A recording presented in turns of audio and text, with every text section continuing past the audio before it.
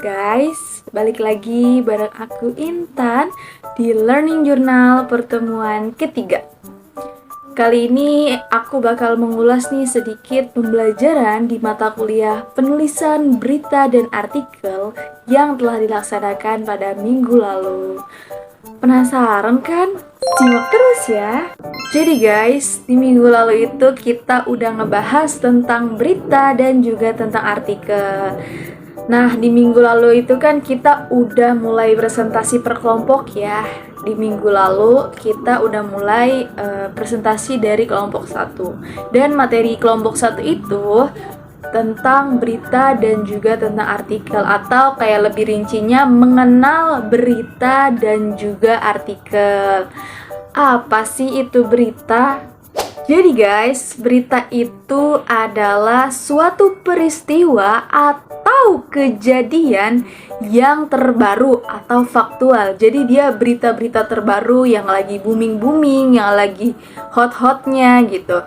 Atau laporan mengenai kejadian penting yang ada di lapangan, terus juga menarik perhatian publik, terus juga dinilai penting untuk diberitakan kepada khalayak umum. Secara etimologi, berita itu berasal dari bahasa Sanskerta yang artinya kejadian atau yang sedang terjadi. Nah, pokoknya berita itu sebuah kejadian ya, yang mana kejadian ini disebarluaskan kepada khalayak umum. Fungsi berita sendiri, dia itu untuk memberikan informasi, terus juga sebagai alat kontrol sosial, artinya itu untuk membantu masyarakat dalam mengontrol kebijakan pemerintah gitu ya. Terus juga sebagai sarana hiburan dan juga untuk menyebarluaskan pendapat.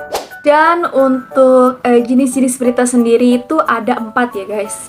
Yang pertama ada strike news. Nah, kalau strike news ini dia sifatnya baku, terus bahasanya formal, dan dia udah punya tim produksi sendiri. Contohnya kayak berita di Liputan 6 Petang. Nah, dia itu masuknya ke strike news.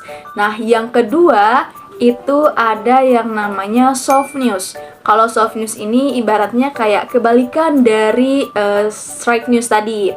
Nah, soft news ini dia sifatnya enggak formal, terus juga bahasanya santai, dan dia bisa dibawakan di acara manapun. Nah, dan yang ketiga itu ada in-depth news. Kalau in-depth news ini dia sifatnya mendalam, terus kayak investigasi, dan dia kayak ngebahas cuma satu tema aja, tapi ditelusuri sampai ke akar-akarnya. Contohnya itu kayak Buzzer investigasi atau Mata Najwa, dia termasuk ke in-depth news. Nah, dan yang keempat, yang terakhir itu ada feature news. Feature news ini sifatnya kayak cerita gitu, kayak perjalanan atau pertualangan.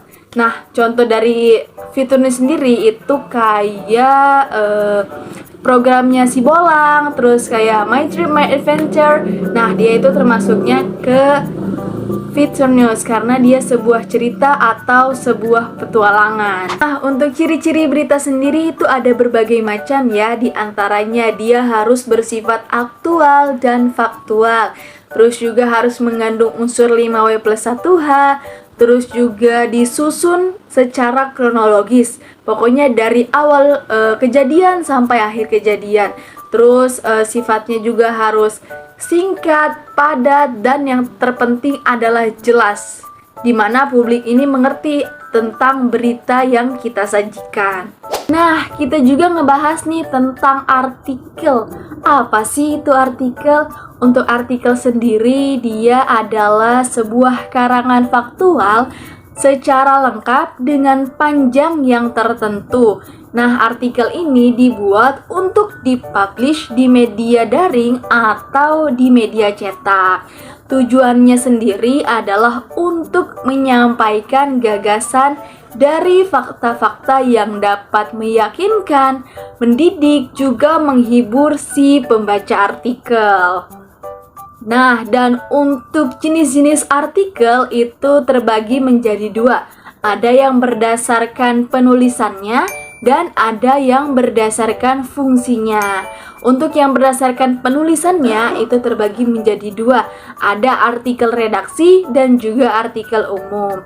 Nah, dan untuk berdasarkan fungsinya juga terbagi menjadi dua, ada artikel khusus dan juga artikel sponsor.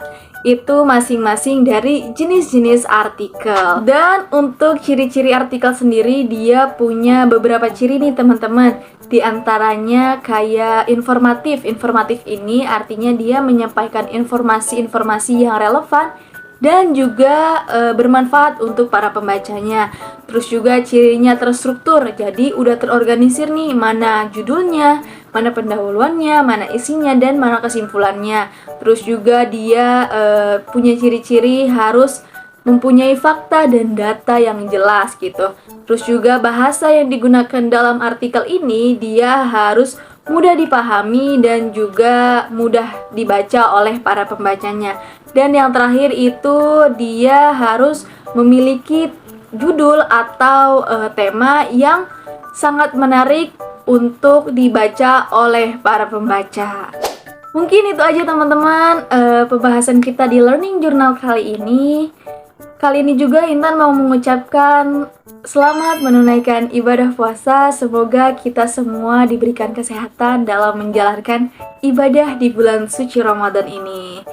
Sampai ketemu di Learning Journal minggu depan and see you, bye-bye!